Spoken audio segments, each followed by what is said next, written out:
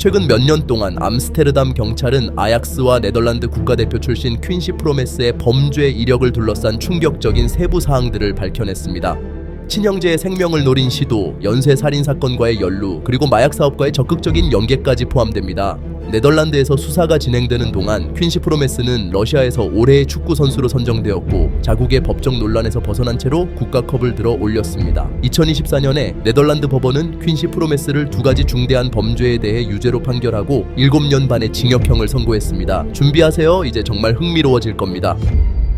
2020년 12월 12일 퀸시 프로메스는 에레디비시 12번째 라운드 경기에서 즈볼러의 골망을 흔들며 득점을 올리고 코로나 제한으로 인해 텅 빈 요한 크루이프 아레나에서 아약스와 함께 승리를 축하합니다. 그날 네덜란드 공격수는 또 한 번 새로운 성공을 화려하게 기념합니다. 마침내 그의 경력이 다시 탄력을 받고 그것도 네덜란드의 대표 구단에서 이루어진 성과였습니다. 그 순간 퀸시는 그 골이 그의 유럽 커리어에서 마지막 중 하나가 될 것이라고는 전혀 예상하지 못했습니다. 다음 날인 12월 13일 그는 체포됩니다. 이 어두운 사건은 단순히 시작점에 불과하지 않고 네덜란드 축구 전체에 짙은 그림자를 드리우게 될 것입니다. 아약스 경영진은 핵심 선수의 체포 소식에 큰 충격을 받았습니다. 에릭 텐 하흐 감독의 세심한 지도 아래 네덜란드 출신의 그는 갓 지난 시즌에 16골과 5개의 도움을 기록하며 커리어 최고의 성과를 냈습니다. 그러나 안타깝게도 감독은 훈련장 밖에서 선수의 행동까지 관리할 수는 없었습니다. 특히 프롬메스의 경우 추가적인 감독이 필수적이었습니다. 알고 보니 2020년 11월에 퀸시의 사촌 이사야스가 법 집행기관에 신고를 했습니다. 그는 2020년 7월 25일 프롬메스가 자신의 빌라에서 대규모 가족 파티를 열었다고 주장했습니다. 몇몇 참석자들은 그날 위스키가 끝없이 흘러 넘쳤다고 나중에 전했습니다. 그러나 어느 순간 상황은 피로 물들기 시작했습니다. 사건이 한창일 때 술에 취한 프롬메스와 그의 사촌 사이에 갈등이 생겼고 이후 퀸시는 그를 칼로 무릎을 찔렀습니다. 피해자의 변호사 야후디 모슈코비치와 네덜란드 범죄 기자 피터 드 브리스가 대중에게 밝힌 바에 따르면 이는 중간 정도의 부상이었다고 합니다. 그러나 목격자 중 한 명은 만약 파티 참가자들이 응급처치를 하지 않았다면 상황이 훨씬 더 악화될 수도 있었다고 전했습니다. 정말 그랬습니까? 경찰이 가해자에게 물었습니다. 프롬메스는 고개를 부정적으로 흔들며 수사 협조를 거부했습니다. 그는 상황을 냉철히 판단하고 있었던 듯합니다. 그러다 그는 다음 순간 전화를 요청해 친구에게 연락했습니다. 그 친구는 다음 날 경찰서에 나타나 자신이 피해자를 찔렀다고 자백했습니다. 경찰은 새롭게 들어온 진술에 혼란스러웠지만 증거가 없다는 이유로 결국 둘 다 풀어주었습니다. 하지만 왜 11월 체포 시점과 12월 신고 접수 시점 사이에 이렇게 긴 시간이 흘렀을까요? 제 생각에 이는 프롬메스의 지위 때문이라고 봅니다. 그는 네덜란드 최고의 축구 선수 중 한 명이자 나라를 대표하는 최고의 구단 소속 선수로서 그 지위를 여러 번 활용해 왔습니다. 암스테르담 경찰의 대변인 엘머 헤르츠는 필요한 증거를 수집하는 데 시간이 걸렸다고 지연의 이유를 설명했습니다. 현지 뉴스 프로그램인 어뉴스의 시간은 언론 및 미디어와 소통하기 위한 경찰 내부 메모를 찾아냈습니다. 프롬메스와 관련된 상황에 대한 준비된 답변들 중 제 관심을 끈 항목이 하나 있었습니다. 질문: 퀸시 체포 결정을 내릴 때 챔피언스 리그 경기를 고려했나요? 이에 대한 답변은 다음과 같이 되어 있습니다. 해당 결정은 위반 행위의 성격과 신고 접수 시점과의 시간 강역만큼 동일하게 고려되었습니다.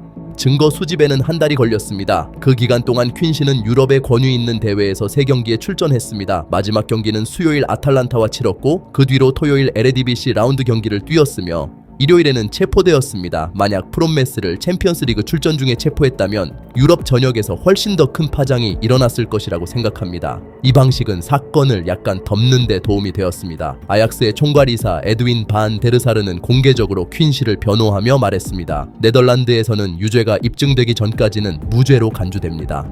우리는 그를 지지합니다. 그가 무죄라면 그는 우리의 선수입니다. 이 발언에는 약간의 속셈이 숨겨져 있었습니다. 겨울이 되자 아약스 경영진은 서둘러 퀸시를 모스크바 스파르타크로 이적시키기로 결정했습니다. 퀸시는 이 결정에 크게 놀랐습니다. 아약스의 지지를 받았다고 느꼈던 그는 자신에게 이런 일이 벌어질 것이라고는 예상하지 못했습니다.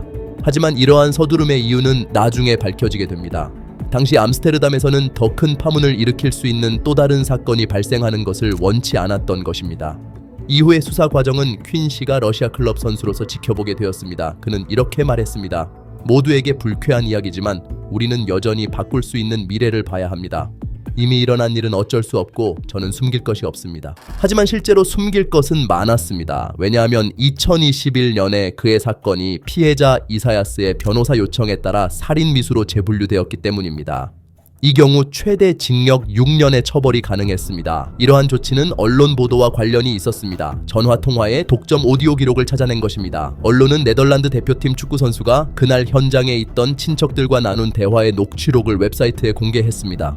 여보세요? 안녕. 어디야? 지금 집에 가는 중이야. 정확히 어디쯤이야? 거의 다 왔어. 알았어. 그런데 왜 내 사촌을 감싸줬어? 그는 프로메스라는 성도 아니잖아. 성이 뭐든 그게 왜 중요해? 그래도 네가 나서서 그를 막아줬고 그의 생명을 구했잖아. 퀸씨, 난 네가 문제를 겪는 걸 원하지 않아. 아니면 내가 그렇게 했을 거야. 그거 알지? 이 전화는 여기서 끊깁니다. 8분 후 퀸씨가 어머니에게 전화를 겁니다. 이 전화 통화에서 나눈 말들은 더 강하게 충격을 줍니다. 엄마 어디 계셔? 모두 갔어. 에사이아스는 병원에 갔어. 내가 어디를 찔렀지? 다리야? 목이 아니라서 다행이야. 그 후 이 목소리는 다른 여성에게 전화를 겁니다.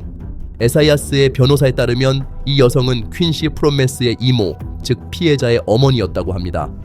이 대화에서 그는 감정을 억제하지 못했다고 말하며 물론 자신이 한 일에 대해 후회한다고 합니다. 또한 이 대화에서 사건의 본질이 드러납니다. 왜 이런 일이 일어났냐고요? 퀸씨가 자신의 동생이 어머니의 보석을 훔쳤다고 의심했기 때문입니다. 그는 건방지게 행동했고 이렇게 될 거란 걸 알았어요. 저는 참을 수 없었어요. 미안해요 이모. 모두 미안해요. 하지만 저는 제 자신을 제어할 수 없었어요. 사랑해요. 그리고 퀸씨 프로메스는 깊은 밤에 마지막 전화를 걸어 아버지에게 사죄하려 했습니다. 술 탓이라고 100번도 더 말할 수 있지만 파티가 시작될 때 그를 때릴 수도 있었어요. 내 말 듣고 싶지 않겠지? 난 그냥 파티가 끝나기만을 기다리고 있었어요. 뭘 기다리는데?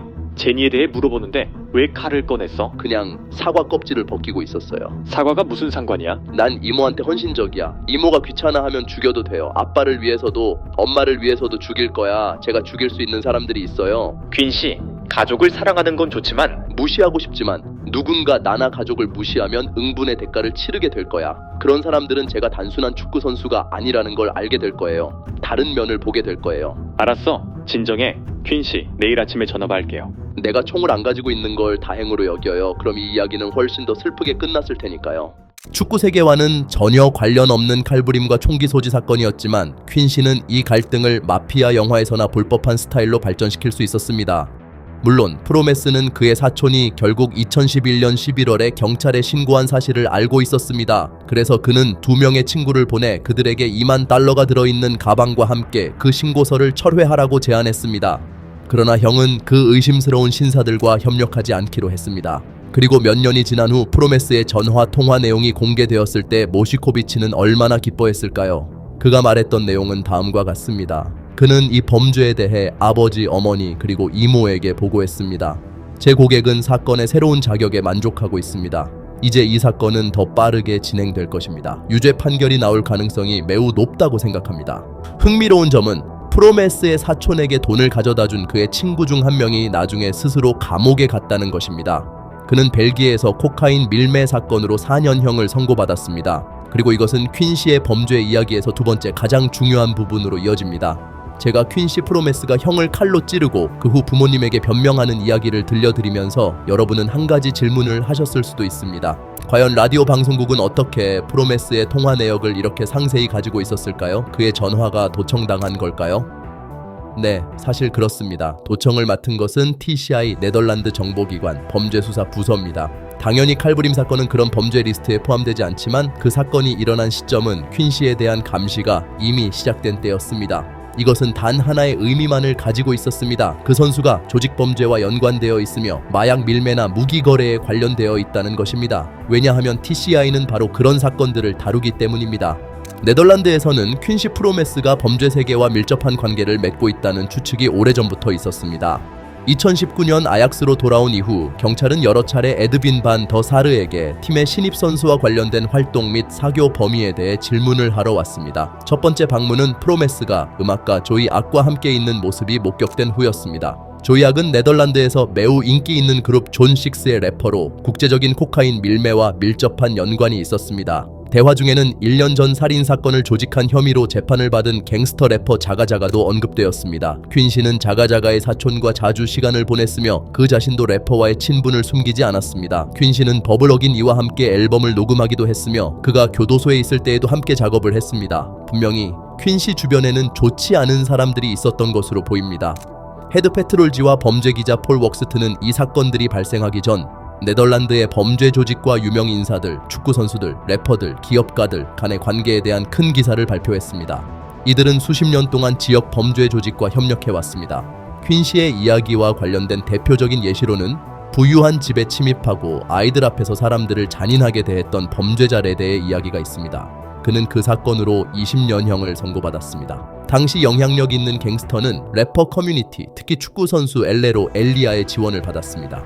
엘리아는 베더, 사우샘프턴, 유벤투스에서 활약했던 선수입니다. 이처럼 범죄자들이 래퍼와 축구 스타들을 VIP 파티에 초대하고 고급 시계와 자동차를 팔아주는 등 금전적인 이익을 제공하면서 그들에게 큰 존경을 받게 되는 이유는 아주 간단합니다. 퀸시는 어릴 때부터 범죄 사회의 영향력을 쉽게 받아들일 수 있는 모든 특성을 지니고 있었습니다. 처음 몇 년간 엄마는 아버지와 힘든 이혼 후 여러 지역을 이사 다녔기 때문에 진정한 친구를 사귀기 어려웠습니다. 가족의 문제는 그를 또래들에 대해 참을성 없게 만들었습니다. 사실 나는 그를 이해할 수 있었습니다. 결국 엄마가 이민자 협동조합인 오즈도르프에서 자리를 잡고 나서 어린 퀸시는 자신을 찾았고 첫 번째 축구 아카데미에 다니게 되었습니다. 엄마는 아들의 취미를 적극적으로 지원했지만 안타깝게도 그의 모든 발걸음을 통제할 수는 없었습니다. 그녀는 전적으로 일을 하며 퀸시를 부양해야 했습니다. 훈련과 공부가 끝난 후 프로메스는 집보다는 거리를 선택했습니다. 가끔 나는 친구들과 늦게까지 어울리곤 했고 엄마는 내가 공부를 하지 않고 거리에서 시간을 보내는 것에 대해 혼냈습니다. 예전에는 나쁜 아이였고 힘을 과시하는 것을 좋아했습니다. 사실 암스테르담에서 사는 것은 그렇게 쉽지 않습니다. 어렸을 때 나는 가끔 개토에 가기도 했고 그곳에서 어떤 일이 일어날 수 있는지 보기도 했습니다. 나는 무섭지는 않았지만 분명히 두려움은 있었습니다. 그런 곳에 가는 건 아무에게도 추천하지 않습니다. 특히 저녁에 지하철에 많은 젊은이들이 모여서 모험을 찾고 있을 때는 더더욱 그렇습니다.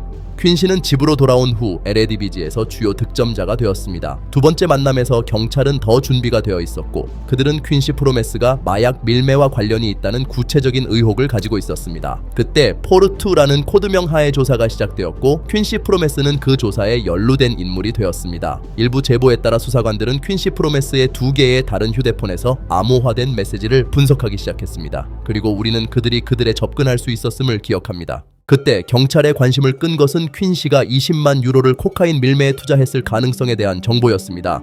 이 불법 물질 거래에서 수리남의 마약 밀매 업자 피트 워르텔과 그의 공범이 600만 유로를 벌었다고 추정되었습니다. 그러나 경찰은 퀸시가 실제로 이 돈을 코카인 밀매에 사용한 것이 아니라 한 마약 밀매업자에게 도난당한 경쟁 갱단의 물건에 대해 벌금을 지불하기 위해 사용했다고 주장했습니다. 이 이야기에서 가장 충격적인 사실은 마약 밀매가 현직 축구 선수인 켈빈 메이너드의 죽음을 초래했다는 것입니다. 2019년 9월 퀸시가 아약스로 이적하기 직전에 켈빈은 400kg의 코카인 밀매품을 훔친 대가로 자신의 차량에서 총에 맞아 사망했습니다. 증거 부족으로 피트 워르텔은 석방되었습니다. 퀸시는 기소되지 않았고 사건은 해결되지 않은 채로 남았습니다. 2019년부터 시작된 프로메스의 통화 내역은 그가 마약 밀매에 직접 연루되었음을 입증했으며 우연히 그의 사촌 이사이스에게 상해를 입힌 사건도 드러나게 되었습니다. 하지만 칼에 찔린 사건을 넘어가려면 퀸시에 대한 최종 판결을 기록해 보겠습니다. 2022년 6월 8일 암스테르담 민사법원은 현직 스파르타크 축구 선수를 유죄로 판결하고 그의 친척에게 7천 유로의 금전적 보상을 지불할 것을 명령했습니다. 쉽게 벌금을 물었다고 생각할 수 있지만 사실 이것은 민사소송에 따른 피해 배상일 뿐 형사사건에 대한 판결은 아니었습니다. 모든 예비 심리를 무시하고 여러 가지 문제가 발생한 것을 깨달은 퀸시는 러시아 시민권을 신청했습니다. 그리고 2023년 6월 네덜란드 법원은 퀸시 프로메스를 심각한 신체적 상해를 입힌 혐의로 18개월의 징역형을 선고했습니다. 하지만 잠시만 기다려주세요. 몇 분 전에 저는 이 사건이 살인 미수로 재구성되었고 6년의 징역형이 언급되었다고 말했습니다. 왜냐하면 이 사건에서 주요 증거는 다른 수사의 일환으로 조직된 프로메스의 전화 통화 감청이었고 처음에는 그 증거들이 부적절하다고 판단되어 기소가 변경되었기 때문입니다. 간단히 말해 경찰은 퀸시의 칼부림 사건에 대해 전화 통화 내역에 대한 영장을 발부하지 않았습니다. 이러한 말은 경찰이 들어서는 안 되었던 것입니다. 그래서 축구 선수는 4배 더 적은 형량을 받게 되었습니다. 어쨌든 이 시점에서 네덜란드 법집행 기관들은 퀸시 프로메스의 명성을 훼손할 더 많은 이유와 증거를 손에 넣고 있었습니다. 실제로 프로메스는 자신이 전화 감청을 당했다는 사실에 충격을 받았습니다. 그는 그로 인해 큰 형량을 선고받을 수도 있다는 것을 이해하고 있었습니다. 별도의 예비 심리에서 법정에서는 프로메스와 그의 공범이 2020년 1월에 유럽으로 코카인을 밀반입하려고 했다는 전화 내용이 공개되었습니다. 검찰은 이 거래에 대한 모든 세부 사항을 공개하고 수사의 오디오 녹음을 제공했습니다. 검찰의 주장에 따르면 프로메스는 4,000kg의 코카인에 투자했으며 그 코카인은 벨기에로 향하는 카프 산 니콜라스 컨테이너 선박에 실려 있었던 것입니다. 화물은 안트베르펜에서 벨기에 경찰에 의해 압수되었습니다. 첫 번째 화물은 소금이 담긴 자루에 숨겨져 있었고 그 안에는 650개의 브리켓이 들어있었으나 결국 발견되지 않았습니다. 대신 두 번째 화물은 712kg에 달하는 코카인이었고 그것은 발견되었습니다. 검찰은 프로메스가 단순히 범죄 음모의 일원이 아니라 이 그룹의 수장이라고 결론 내리고 그에게 9년의 징역형을 요청했습니다. 그동안 그 자신은 여전히 모스크바에 머물며 축구 경기를 이어갔습니다. 이미 말씀드린 바와 같이 그는 국가 챔피언십에서 외국인 선수 중 최고의 득점자가 되어 와그너 라바와 세르다르 아즈문을 제치고 러시아컵을 들어 올렸습니다. 놀랍게도 프로메스가 스파르타크에서 가장 중요한 선수가 되어 러시아 축구의 역사에 기록을 남기고 있는 동안 네덜란드 축구는 역사상 가장 심각한 위기를 겪고 있었습니다. 프로메스와 같은 수준의 네덜란드 선수가 이토록 심각한 범죄로 유죄 판결을 받은 적은 한 번도 없었습니다. 루이 반갈, 로날드 쿠만은 더 이상 프로메스를 국가대표팀 명단에 고려하지 않았습니다. 모든 이들이 프로메스의 네덜란드 복귀는 불가능하다는 것을 알고 있었습니다. 물론 그 사실을 프로메스 자신도 이해하고 있었고 그는 훈련이 좋지 않다는 핑계를 대며 클럽팀과 함께 에미레이트로의 전지 훈련을 피하고 있었습니다. 러시아의 여자친구에게는 자신이 출국 금지 상태에 있다는 말을 했습니다. 본국에서의 그의 부재 동안 모든 공식 메시지는 그의 변호사인 로버트 말레비치 변호사를 통해 전달되었습니다. 그리고 이 변호사는 물론 그의 의뢰인이 칼에 의한 부상과 마약 밀매와 관련이 없다고 부인하며 혐의 취소를 요구하는 항소를 제기했습니다. 퀸 씨는 러시아 여권을 받지 못했지만 서류 심사 과정에서 시간을 낭비하지 않고 주기적으로 두바이에 들어가 에미레이트 아이디를 신청했습니다. 2024년 1월까지 그는 아랍에미리트에서 완전한 거주자가 되었고 그 후 스파르타크와 함께 다시 훈련을 시작할 수 있었습니다. 그리고 그 결정적인 여행은 퀸 씨에게 또 다른 도망이 되어버렸습니다. 그 훈련 중이었던 2024년 2월 14일 네덜란드 법원은 프로메스에 대한 판결을 내렸고 그를 대규모 코카인 밀수로 유죄 판결을 내리고 6년의 징역형을 선고했습니다. 네덜란드의 인터폴을 통한 프로메스의 아랍에미리트에서의 송환 요청은 무시되었습니다. 게다가 에미리트 당국은 퀸 씨가 나라를 떠나는 것을 허용하지 않았습니다. 스파르타크와 계약이 진행 중인 동안 퀸 씨는 아랍에미리트에서 계속해서 생활을 정리했으며 그곳을 떠날 수 없다는 공식적인 제재를 받았습니다. 네덜란드로의 송환은 아직도 이루어지지 않았으며 암스테르담의 새로운 청문회와 인터폴을 통한 요청에도 불구하고 계속해서 지연되고 있습니다. 한편 네덜란드에서는 축구 선수들이 프로메스를 체포하거나 구속하거나 다른 조치를 취할 수 있는 요청을 할 수 있었으나 이들은 송환 요청의 기한을 맞추지 못한 것으로 보입니다. 네덜란드는 155일 동안 필요한 모든 서류를 준비하지 못했고 5월 중순에 퀸 씨는 보석금으로 집에서 풀려났습니다. 현재 프로메스와 그의 변호사들은 명예를 되찾기 위한 싸움을 계속하고 있으며 칼에 의한 폭행 사건과 마약 밀매에 대한 추가 증인 조사를 요청하여 귀국을 피할 시간을 벌고 있습니다. 지금 프로메스는 두바이에서 큰 파티에 참석하며 시간을 보내고 훈련장에서 몸을 관리하고 있으며 스파르타크의 전 동료들에게는 곧 돌아갈 것이라고 메시지를 보내고 있습니다.